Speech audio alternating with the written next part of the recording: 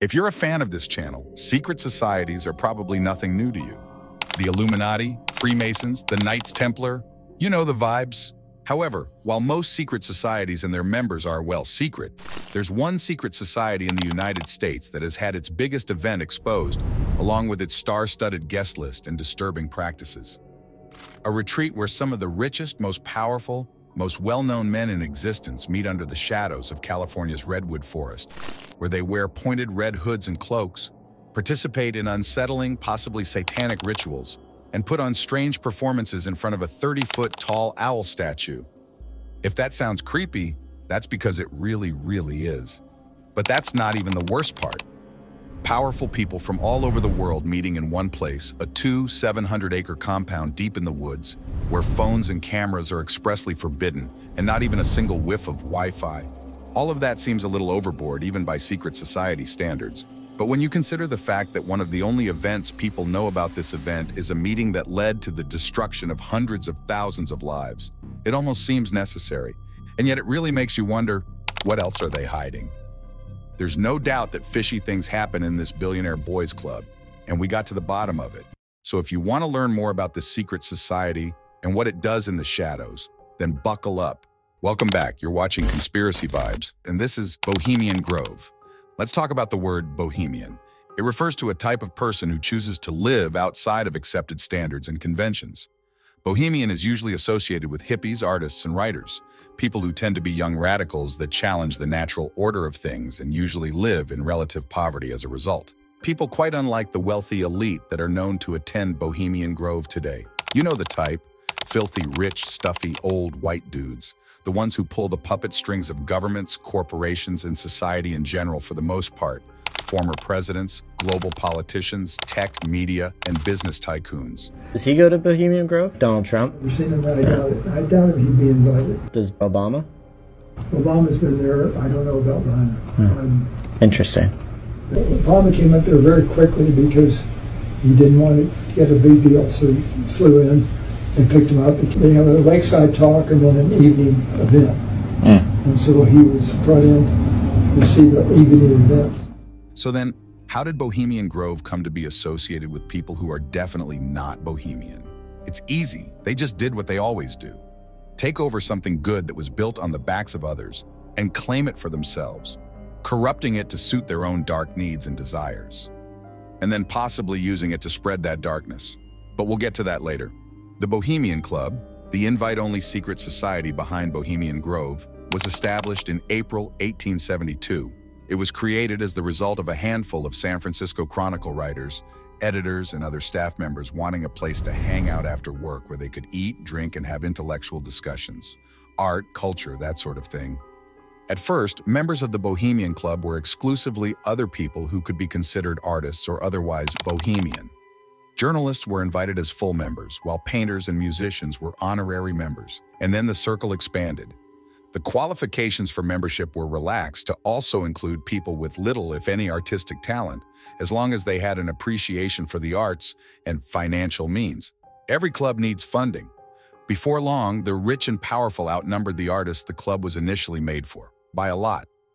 The Bohemian Club went from a meeting of the minds, where artists could go to share their passions, to a place where rich men could get drunk, enjoy the fruits of artists' creativity, and then mingle with their performing monkeys afterwards. It became a shell of its former self. The Irish poet Oscar Wilde said it best when he made an appearance at the club in 1882. "I never saw so many well-dressed, well-fed, business-looking bohemians in my life." Unfortunately, the Bohemian Club has been largely the same ever since. Mostly rich and powerful white men. No women unless they're working the facilities like this TikToker. Alright, I have been seeing Ryan Garcia exposing the elites all over TikTok.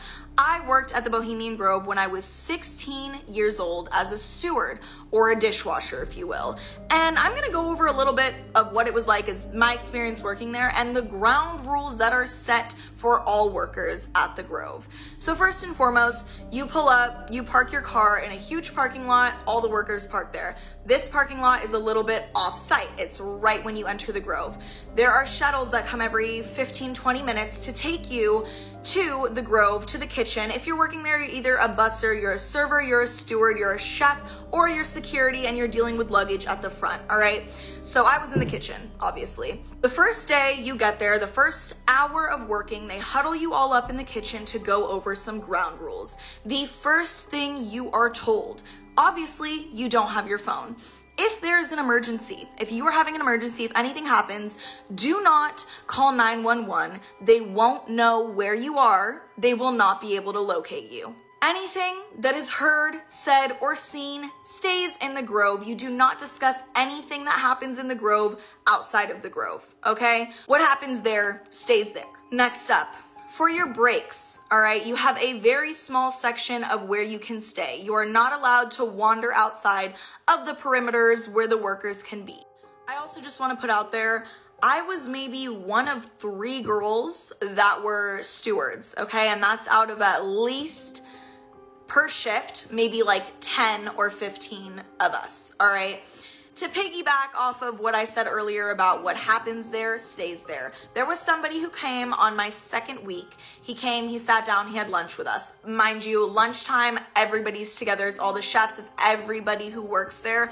We all come together. The chefs make a huge meal. No members in sight, all right? They're somewhere else. They're in their cabins. They're doing whatever it is they do. There was somebody who came and sat at our table for lunch, all right? And he had mentioned to us he's been working there for over 5 years. He told us there's a lot of information that he knows, and for that reason, they did not want to hire him back to work at the Grove, all right?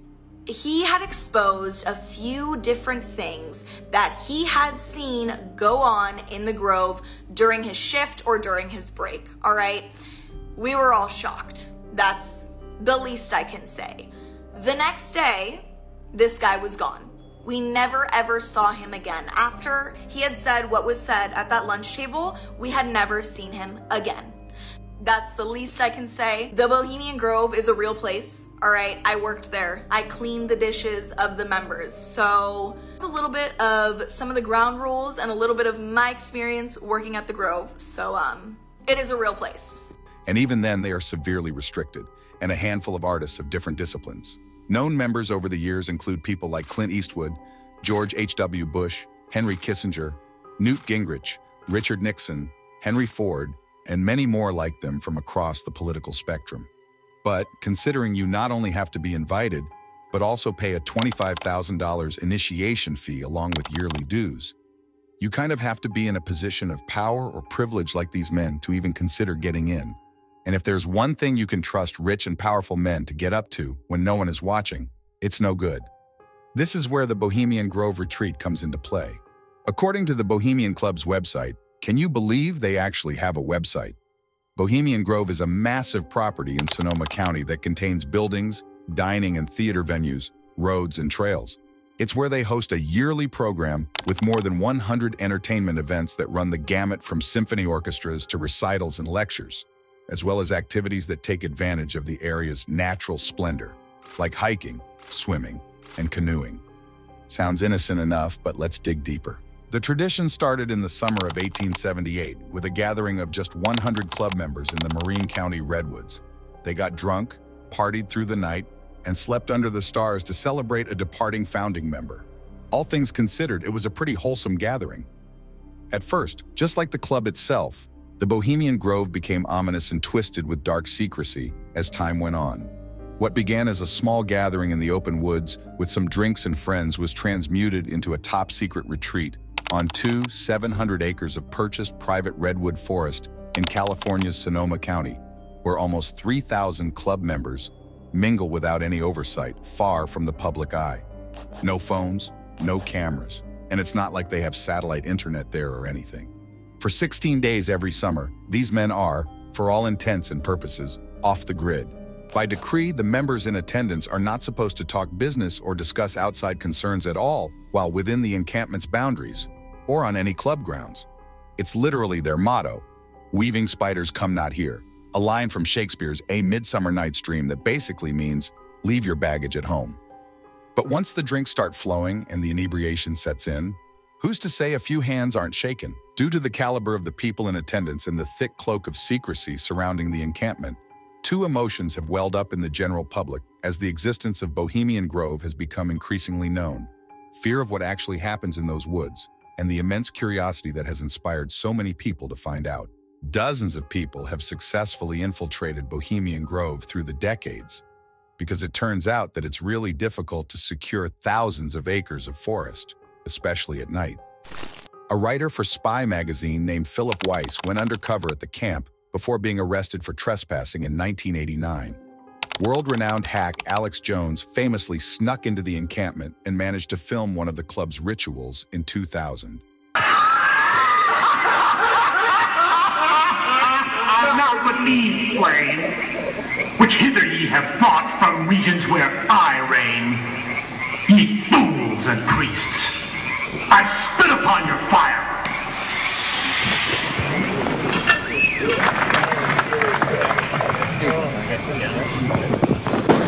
Wow. Great son of all mortal wisdom, Owl of Bohemia, we beseech thee, grant us thy counsel.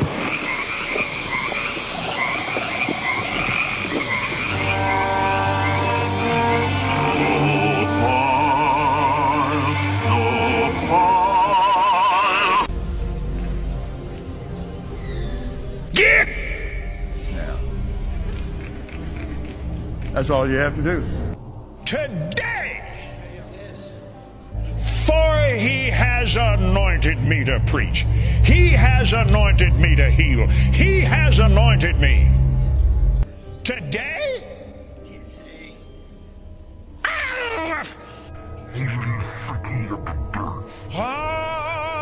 And then Richard McCaslin followed suit in 2002, inspired by Alex Jones.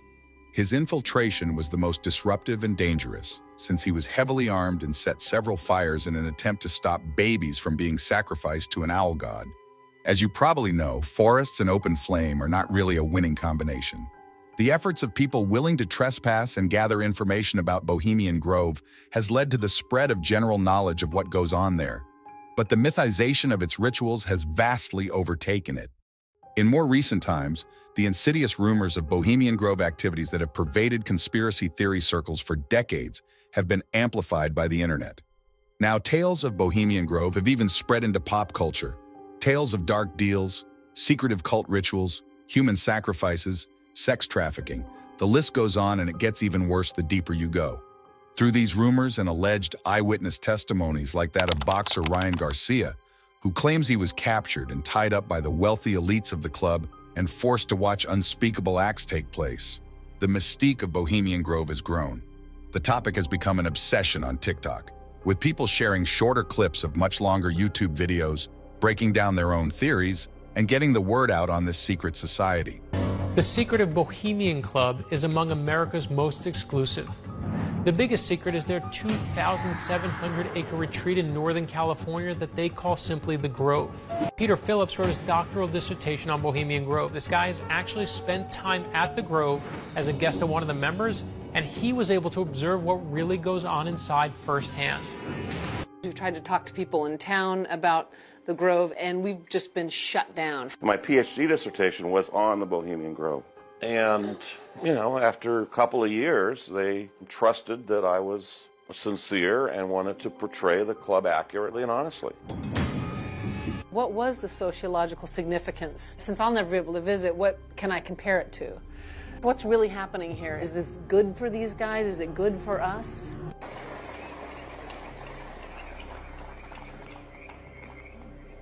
Oh, Bohemia, we are back.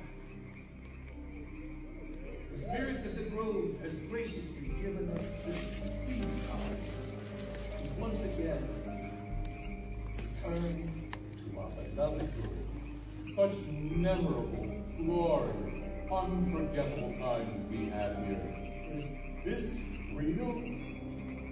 Oh, my. It is. We returned to the Grove.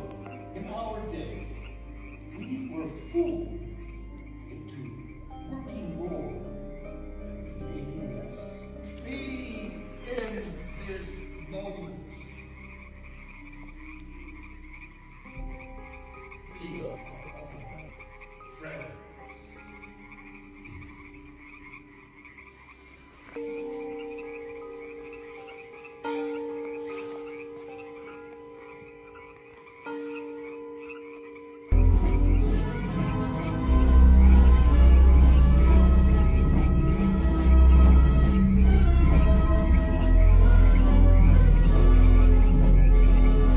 Members of the exclusive all-male Bohemian Club in California, where every year at this time the elite from around the country get together for 2.5 weeks of fun and games.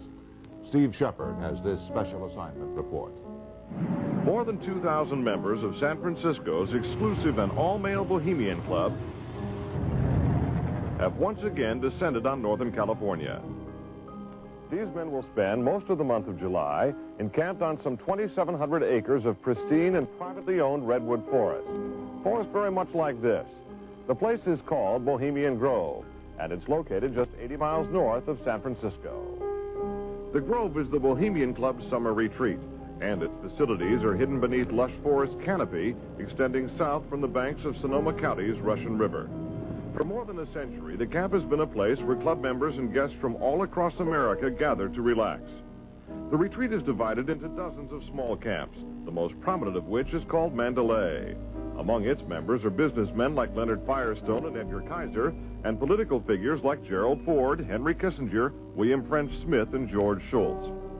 President Reagan, Vice President Bush, and Defense Secretary Weinberger are members of other camps. Richard Nixon is a Bohemian, so are high-ranking executives of such companies as Eastern Airlines, Standard Oil of Indiana, and Bank of America. For the most part, the men of Bohemian Grove are over 50, highly successful, and, according to many employees, politically conservative. Well, each year, many of them seem to have a stunt or try to come up with a stunt. Last year, in 1980, the popular button was Free the Fortune 500. Membership in the Grove is by invitation only and is determined by such factors as social standing, occupation, and personal connections. Privacy is one of the Grove's most cherished virtues. Members may not photograph, record, speak, or write about activities at the retreat. While many public officials are Grove members, the press is a distinctly unwelcome guest. We're from ABC News. Well, get back there. Get back there. Can we talk to somebody in the... Get back there.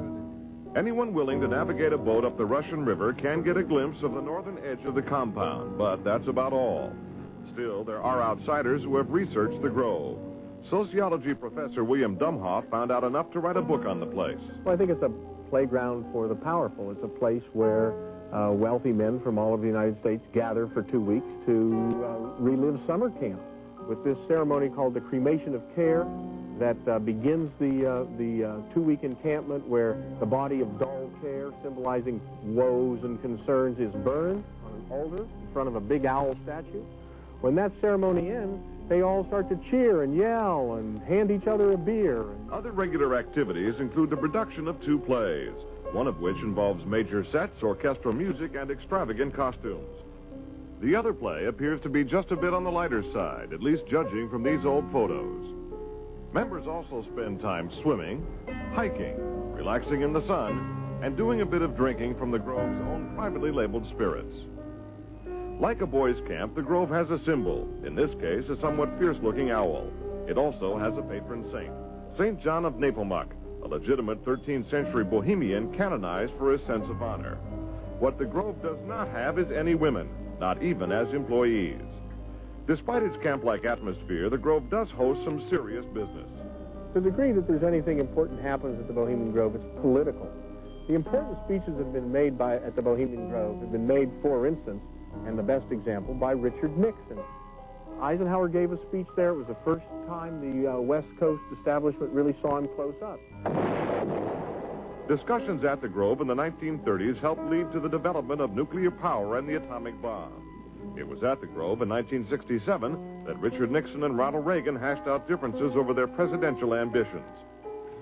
Each year, guests like Henry Kissinger or Zbigniew Brzezinski address members on their areas of expertise. Presidential counselor Edwin Meese will be among this year's speakers. And each year, other guests come to the Grove simply to enjoy themselves. This year, CIA Director William Casey is a scheduled guest of John McCone, former CIA Director. Baseball Commissioner Bowie Kuhn has been invited as a guest of baseball owner Peter O'Malley. Despite the presence of so many notables, the Grove is not without its small headaches. Anti-nuclear demonstrators gathered near the entrance to the retreat this year to wave signs and chant slogans. The Grove is also facing a suit from the state of California because it refuses to hire women.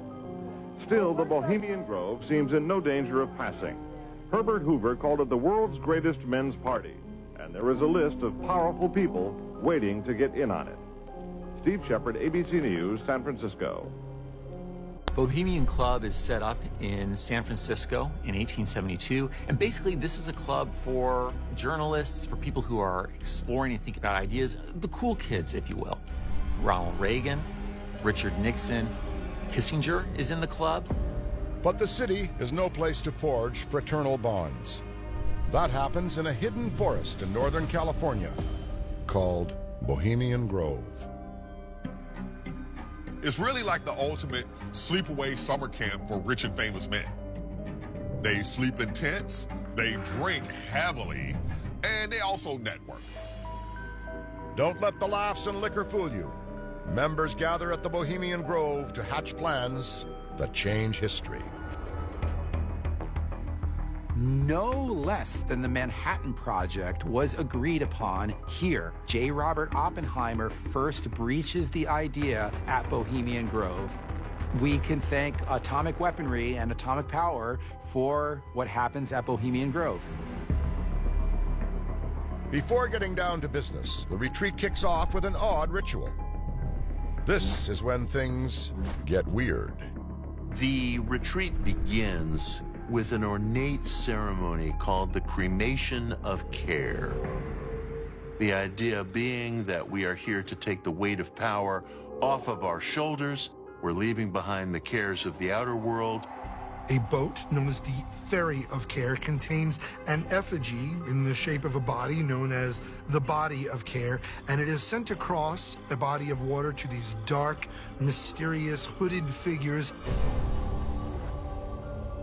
This effigy is placed at the feet of this 40-foot owl structure that's covered in moss and leaves, and it is set afire. And so is immolated the cares of the world, and so is sealed a bond of privacy among members. He went with Alex to Bohemian Grove, and they filmed these rituals. These people dressed like druids, and they're burning this effigy in front of a giant owl statue. I was at the owl statue. This is fucking hilarious. So I'm there on day one, right? And we're drinking beers, like, it's pretty laid back. There's some really cool talks. I remember this dude talking about shooting asteroids out that might hit the Earth in so many years, shit like that. I'm like, fuck, this is cool. Oh, wow. But the first day, it was the first evening, and you gather around whatever, that owl by this lake, if I remember correctly, which could be a little hazy. It was a long time ago. And like, I've heard about this place. I'm like, this is some real secret ass shit, man. I can't believe I'm fucking here, right? And it's just a trove of celebrities, fucking everywhere you turn. It's just fucking A, fucking A. So you go there, and I'm like thinking we're gonna hear some shit, right? They're about to introduce the first speaker, and I'm like, fuck, this is gonna be some shit. And they're like, and no offense against this guy, we consider him friendly. We have very good mutual friends, but they're like, ladies and gentlemen, Tony Danza. And I'm like, what? I'm like, come on, man. Who's the fucking boss? Tell them bitches. Which you would have just gone up there and been like, who's the boss, bitch? That's hilarious. I was like, no fucking way, man. I was like, we came all the way to this secret ass shit. And I love Tony. Fucking love him. But I'm like, come on. The club and its infamous retreat were even used as the villainous force in the 2023 horror film Late Night with the Devil.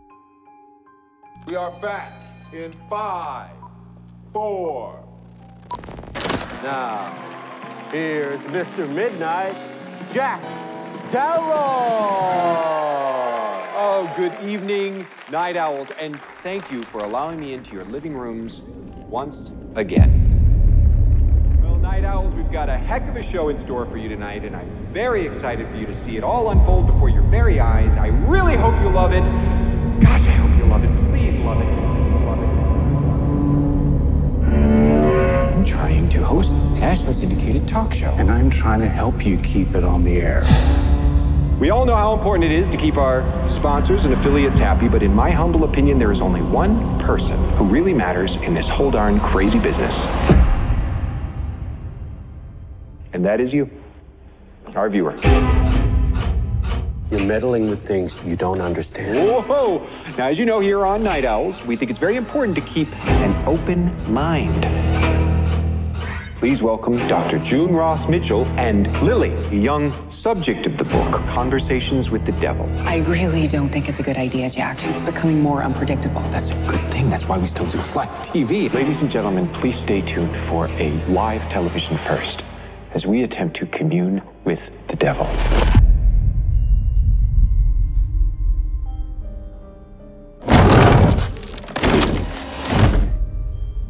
Lily, can you hear me?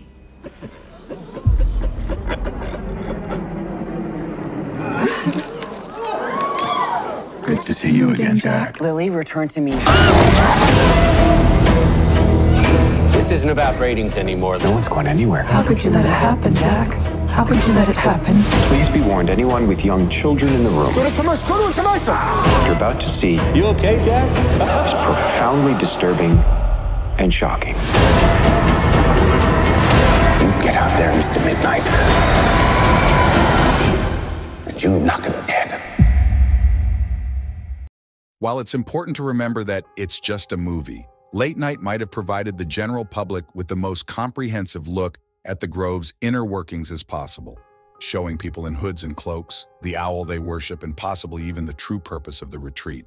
Artists with creative goals and aspirations, people with the money and power to make them happen, mandated absolute secrecy.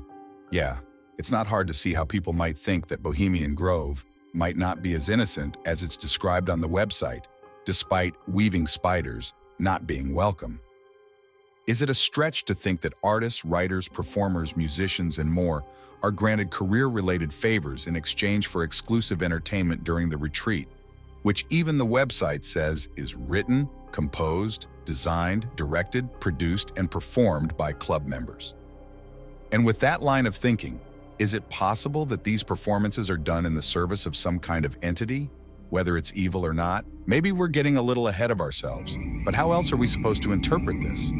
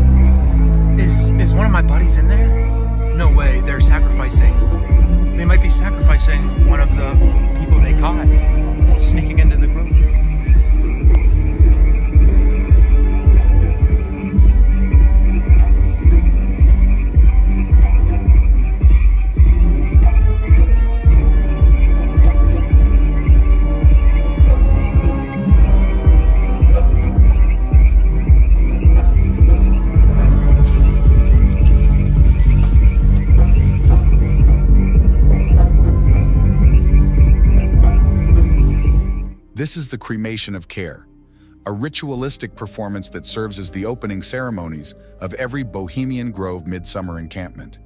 In it, club members literally burn the physical embodiment of the very necessary, very human trait, care, in front of a 30-foot tall owl statue referred to as the Owl of Bohemia. This is what Richard McCaslin was referring to when he mentioned babies being sacrificed to an owl god, and it's what Alex Jones insisted was a satanic human sacrifice. They're actually burning a wooden effigy of a human, which, while still pretty unusual, is not the bloody human sacrifice that people describe in rumors. This is where the Bohemian Grove theories start to break down a little bit. Roundly accepted rumors designate the owl god being sacrificed to every year. as Moloch, an ancient pagan god closely associated with child sacrifice. However, our deep research showed that Moloch is always presented as a bull or minotaur-like creature, never an owl. In reality, the owl statue was designed by Haig Patigian as a symbol of wisdom, a trait associated with owls throughout history. Going even further, many of the people who have experienced Bohemian Grove activities, whether they were invited or not, describe them as less than ominous. In the first-hand account Philip Weiss wrote after his time in the Grove, he described the entertainment pretty simply as lame. Female characters with names like Bubbles Bubenheim, we kid you not, played by men in full drag, since women are not allowed, were only on stage to be referred to as heifers, after which the audience mooed at them every time they appeared, while an endless stream of pee-pee and penis jokes intermingled with obscure references and objectionable material. Racism was rampant. A Puerto Rican character painted Puerto Rican flags on the backs of cockroaches, as was sexism, a female torso with the breasts and butt attached to the front, as well as lines like, "If you have a choice between an angry woman and a rabid dog, take the dog. It already has a fur coat and the license is a lot cheaper." Weiss also described a rather horrifying sight, the ceaseless and more than a little exhibitionistic peeing of club members, anywhere. They be in bushes, on trees, off the side of boats, on the beach. Wherever they have to pee, they do it right then and there. On a somewhat related note, the average age of a Bohemian Club member is over 60, which makes the matter of enlarged prostates a very real possibility. And this is all before recognizing the personal opinion of one notable member, former President Richard Nixon, who had this to say about Bohemian Grove.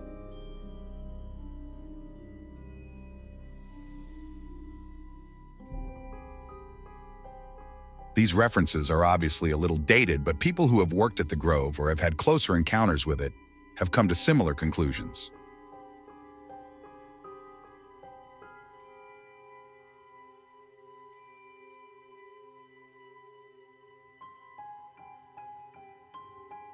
Now, does this completely negate the possibility that sacrifices, secret rituals, and deadly deals are actually made at Bohemian Grove? Of course not. When you're dealing with billionaires, everything is on the table, really. And it only takes one example to illustrate how dangerous this secrecy can be. In September 1942, the grounds of Bohemian Grove were reserved out of season for a different kind of meeting of the minds. Arranged for by theoretical physicist and chemical engineer Dr. Edward Teller, this meeting brought together nuclear physicist Ernest Lawrence, the presidents of Harvard, Yale, and Princeton, a handful of military officials, representatives of Standard Oil and General Electric, and one more theoretical physicist, J. Robert Oppenheimer. This was the meeting that laid the groundwork for the Manhattan Project, the group of people responsible for building and deploying the atomic bomb. Regardless of how you feel about that situation, the fact that this particular location was chosen for this meeting should raise some alarms for you. Ultimate secrecy, out of the public eye, only attended by a handful of rich and powerful men. This was all the way back in 1942. How many meetings with potentially catastrophic subject matter have taken place since then? How many of those were held in the recent past? With global tensions rising and powerful nations taking sides, the fact that the people making all of the decisions can hide within the redwoods and decide our fate is upsetting.